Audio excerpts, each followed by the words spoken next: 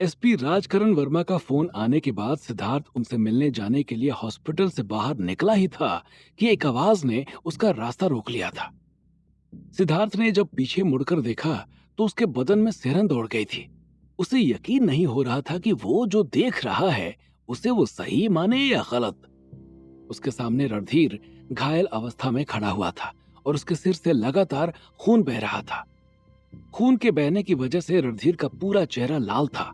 जिस रणधीर के बारे में टिया ने अभी बस थोड़ी देर पहले बताया था, उसे अपने सामने इस तरह आया देखकर सिद्धार्थ के तोते उड़ चुके थे। रणधीर, तुम? सिद्धार्थ हकलाते हुए बोला। मुझे माफ कर देना भाई, मैंने तुम्हें बहुत परेशान किया था, लेकिन जिन्होंने मुझे मारा है उसका बदला तू जरूर लेना। रणधीर की दर्द भरी आवाज सुनाई दी। सिद्धार्थ को रणधीर की बात समझ ही नहीं आ रही थी कि आखिर रणधीर क्या कह रहा है, किसने मारा है, कहाँ मारा है। इससे पहले वो क्लियर करने के लिए रणधीर से कुछ और पूछता कि उसके सामने रणधीर ऐसे गायब हो गया था जैसे वो कभी वहां था ही नहीं। सिद्धार्थ भौचक्का सा खड़ा उसे देख रहा था कि तभी उसके कानों में कार के टायर के रगड़ने की आवाज सुनाई दी। उस आवाज को सुनकर सिद्धार्थ वर्तमान में आ गया था और अपने सामने कार खड़ी देखकर वो चौंक गया था। मरना चाहता है क्या? कार से ये कहकर उतरता हुआ आदमी एकदम से रुक गया था। कार से उतरने वाला आदमी और कोई नहीं बल्कि बीरेन था, जो सिद्धार्थ को मार्शल आर्ट्स एकेडमी ले जाना चाहता था। सिद्धार्थ जी, आप ये बीच रास्ते में खड़े होकर क्या कर रहे हैं? बीरेन ने सिद्धार्थ को सड़क के बीचों बीच खड़े देखकर सवाल किया। कुछ नहीं, सिद्धार्थ हकबकाते हुए बोला और सड़क से किनारे हो गया था। उसने झट से अपना मोबाइल निकाला और टिया का नंबर डायल करने के लिए जब रिसीव कॉल में उसका नंबर तलाशना शुरू किया तो वहां पर टिया का नंबर था ही नहीं। अब सिद्धार्थ की हैरानी और बढ़ गई थी। पहले टिया का कॉल आना, फिर रणधीर का लहूलुहान होकर वहां आना और फिर टिया के नंबर का गायब हो जाना, ये सारी घटनाएं सिद्धार्थ को किसी मिस्ट्री के जैसी लग रही थी। वो जैसे सिद्धार्थ को इशारा कर रही थी कि उसके जीवन में फिर से कोई नया चैप्टर खुल चुका है। टिया का नंबर मिस्टीरियसली गायब हो जाने की वजह से सिद्धार्थ और ज्यादा परेशान हो गया था। उसने पहले रणधीर का पुराना नंबर डायल किया, उसके बाद फिर टिया का जो नंबर उसके पास था उसे डायल किया, लेकिन दोनों के नंबर बंद आ रहे थे। अब सिद्धार्थ और परेशान हो चला था। क्या हुआ सिद्धार्थ जी, सब ठीक तो है? बीरेन ने उसके पास आते हुए सवाल किया। कुछ नहीं, सिद्धार्थ ने जवाब दिया। शायद वो बीरेन के सामने अभी कोई बात कहना नहीं चाह रहा था। टिया और रणधीर का नंबर बंद आने के बाद सिद्धार्थ और परेशान हो गया था, लेकिन उसके पास ना तो टिया के पापा का नंबर था और ना ही रणधीर के पापा का, जिनसे वो बात करके उन दोनों के बारे में जानकारी ले ले। अभी वो इसी बारे में सोचते हुए परेशान हो रहा था कि तभी उसका फोन फिर से बजा। अब की बार कॉल पर एसपी राजकरण वर्मा थे। कहाँ है आप सिद्धार्थ जी? एसपी राजकरण वर्मा ने सवाल किया। मैं आ रहा हूँ सर, बस 10 मिनट में पहुंच जाऊंगा, सिद्धार्थ ने जवाब दिया और फोन कट गया था। फोन कटने के बाद सिद्धार्थ टैक्सी का वेट करने लगा था। आप कहिए तो मैं कहीं छोड़ दूं आपको? सिद्धार्थ को टैक्सी का वेट करते देख बीरेन ने सवाल किया। जैसे ही बीरेन ने सिद्धार्थ से इतना पूछा कि वो एकदम से बीरेन के ऊपर ऐसे भड़क उठा कि मानो बीरेन ने उसे लिफ्ट ऑफर करके कोई बहुत बड़ी गलती कर दी हो। आपको समझ में नहीं आता कि मुझे आपके साथ नहीं जाना है? क्यों आप मेरे पीछे पड़े हुए हैं? मुझे आपके साथ काम करने में कोई दिलचस्पी नहीं है। सिद्धार्थ तेज तेज बोलते हुए ये बात कहने लगा था। सिद्धार्थ को अचानक से इतना तेज तेज बोलते देख वहां खड़े लोग उन दोनों को ही देखने लगे थे, जिसकी वजह से बीरेन एकदम से सकपका गया था। वो समझ नहीं पा रहा था कि वो सिद्धार्थ को क्या जवाब दे। उसने बीच सड़क पर सिद्धार्थ से बहस करना अच्छा नहीं समझा और चुपचाप वहां से अपनी कार की ओर चला गया था। जिस वक्त बीरेन अपनी कार में बैठ रहा था, उसी वक्त उसकी कार में एक बूढ़ा भी मौजूद था। ये वही बूढ़ा था जिसने बीरेन से सिद्धार्थ को एकेडमी में लाने का आदेश दिया था। इसका गुस्सा देख रहे हैं ग्रैंड मास्टर? बीरेन बड़बड़ाता हुआ बोला। इसे गुस्सा नहीं, खीज कहते हैं बीरेन। उसने इतना बड़ा काम किया, फिर भी उसे अपने फादर के इलाज के लिए दर दर भटकना पड़ रहा है। उसे लग रहा है कि उसके टैलेंट और मेहनत की कद्र नहीं की गई है, इसलिए वो खिंच गया है। ग्रैंड मास्टर ने बीरेन को समझाते हुए कहा। ग्रैंड मास्टर और बीरेन वहां से जा चुके थे। सिद्धार्थ अभी भी टैक्सी का वेट ही कर रहा था कि तभी उसका फोन बजा। अब की बार फिर से एक अननोन नंबर था। अननोन नंबर देखकर सिद्धार्थ ने झटके से फोन उठाया। सिद्धार्थ, मैं राजकरण बोल रहा हूँ। ऑफिस मत आओ, तुम्हें एक नया एड्रेस भेज रहा हूँ, वहां आ जाओ। उधर से राजकरण वर्मा की आवाज आई। ठीक है सर, सिद्धार्थ ने जवाब दिया और फिर टैक्सी लेकर राजकरण के दिए गए एड्रेस की ओर निकल गया था। इधर से सिद्धार्थ राजकरण के एड्रेस के लिए निकला और उधर उससे 25 लाख लाइट ईयर्स दूर मिराक ग्रह पर बैठे कुलगुरु विचित्रवीर की तंद्रा भंग हो गई थी। उन्होंने आश्रम के अंदर जाकर देखा तो राज्य रक्षक का जीवन दीप थोड़ा सा टिमटिमाता हुआ नजर आ रहा था। उन्हें एहसास हो गया था कि राज्य रक्षक के ऊपर कोई खतरा तो मंडरा रहा है, लेकिन वो कर भी क्या सकते थे सिवाय प्रतीक्षा के, क्योंकि ना तो उनके पास देवयानी से संपर्क करने का कोई साधन था और ना ही वो शक्ति मौली से संपर्क कर पा रहे थे, क्योंकि देवयानी जयपुर के एक हॉस्पिटल में बेहोश पड़ी हुई थी और शक्ति मौली का कोई अता पता नहीं था। तुम कहाँ हो देवयानी? तुम्हें जल्द से जल्द राज्य रक्षक के पास पहुंचना पड़ेगा। अंगूठी ने उसे भ्रम में डालना शुरू कर दिया है। कुलगुरु विचित्रवीर अपने आप से बड़बड़ाते हुए बोले।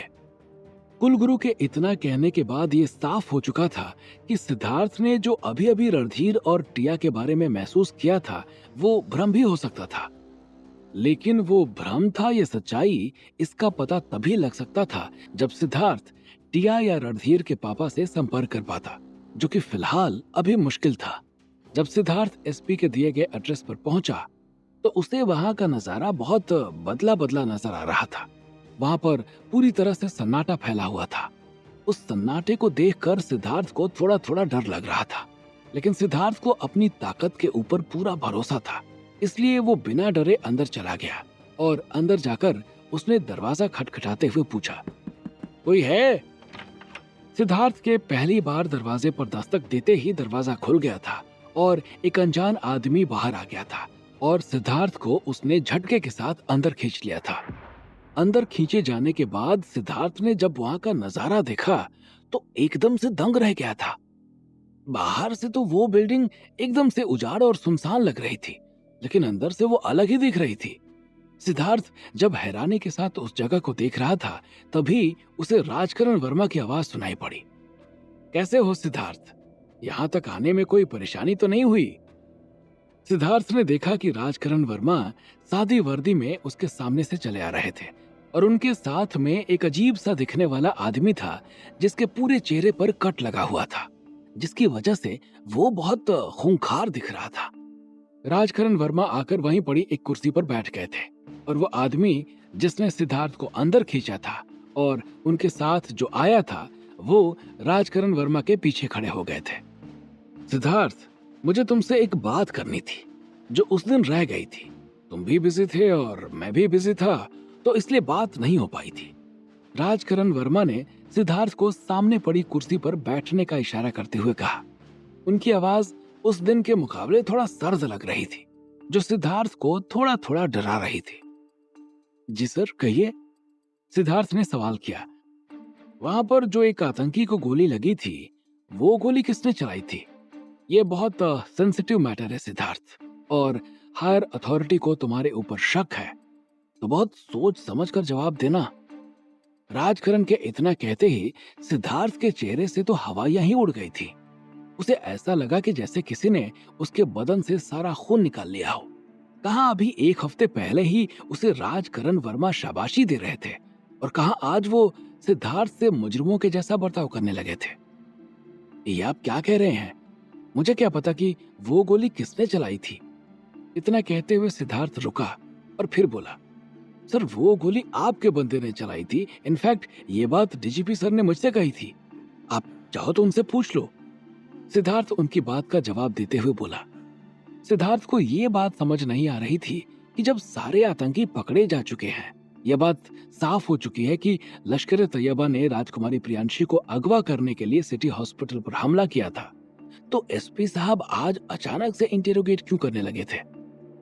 सिद्धार्थ के मुंह से डीजीपी शुभांकर मिश्रा का नाम सुनकर राजकरण कुछ देर के लिए हक्के बक्के हो गए थे, क्योंकि जब डीजीपी ने खुद ये बात सिद्धार्थ से कही थी कि गोली उनके स्नाइपर ने चलाई थी, तो फिर उन्होंने सिद्धार्थ को इंटेरोगेट करने को क्यों कहा था?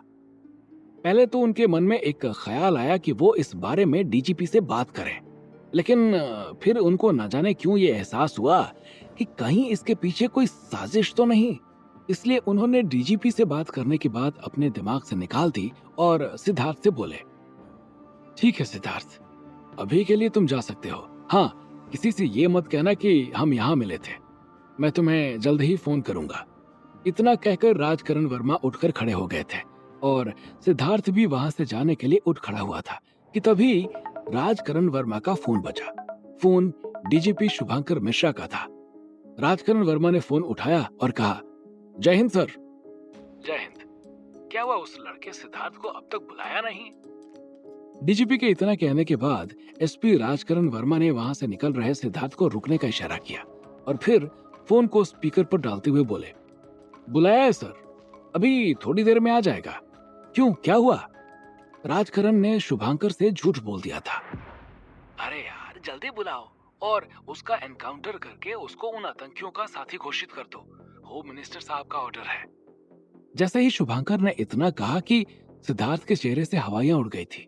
वो समझ नहीं पाया कि अचानक से उसके साथ क्या हो गया था, लेकिन वो ये बात जरूर समझ गया था कि अगर वो वहां से नहीं भागा तो राजकरण वर्मा उसे मार देगा।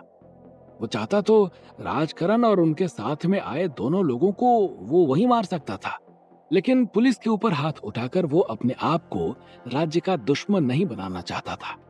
लेकिन जैसे ही सिद्धार्थ ने वहां से भागने की कोशिश की कि उन दोनों आदमियों ने सिद्धार्थ को उठाकर वहीं पर पटक दिया और अपनी अपनी पिस्तौल निकालकर सिद्धार्थ के सीने पर सटा दी थी। राजकरण वर्मा धीरे धीरे उसकी ओर बढ़ते हुए आ रहे थे और सिद्धार्थ को ऐसा लग रहा था कि जैसे उसकी तरफ मौत बढ़ती हुई आ रही थी। ऐसा क्या हो गया था जिसकी वजह से डीजीपी शुभांकर मिश्रा ने दिया था सिद्धार्थ के एनकाउंटर का ऑर्डर? और क्या एसपी के हाथों से खुद को बचा पाएगा सिद्धार्थ? क्या होंगे इन सभी सवालों के जवाब? हमें कमेंट करके जरूर बताएं और आगे की कहानी जानने के लिए सुनते रहिए भूमिपुत्र, सिर्फ पॉकेट एफएम पर।